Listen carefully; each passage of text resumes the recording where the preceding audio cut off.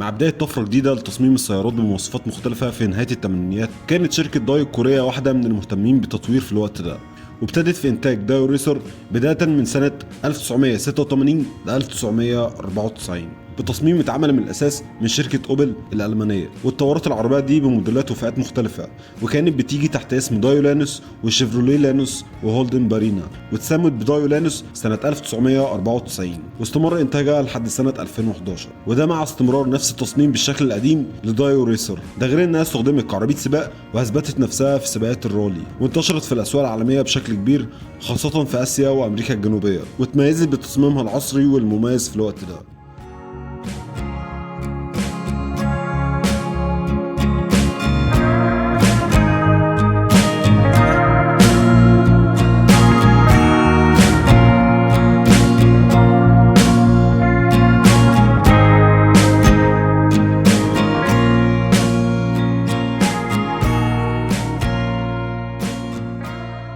العربية نزلت بفئتين، فئة من غير كماليات وفئة تانية مطورة وبكماليات زي تكييف وازاز كهرباء وباور ستيرنج وغيرهم مع تطوير في الموتور.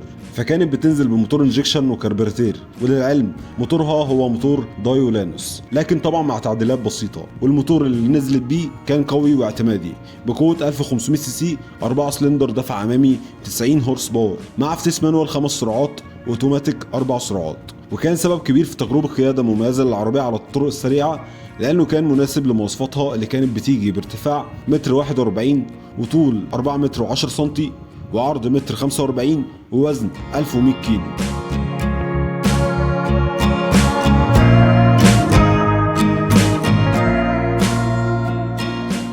دايو ريسر كان فيها مميزات خلت شركة دايو تعتمد على العربية كنموذج في إصدارات تانية.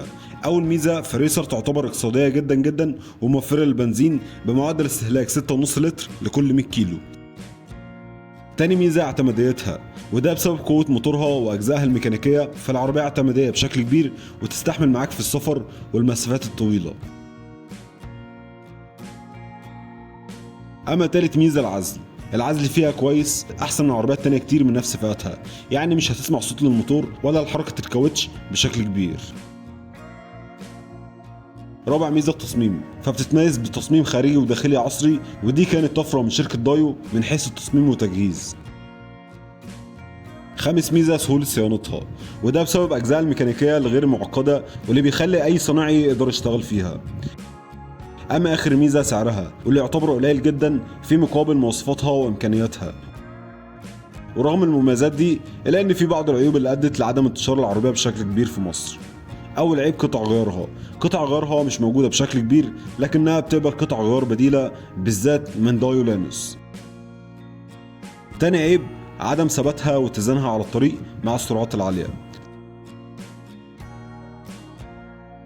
تالت عيب، ضعف الخامات الداخلية للصالون والطابلو، واللي هيخليك تسمع صوت تزييق وأصوات خفيفة وانت ماشي بالعربية.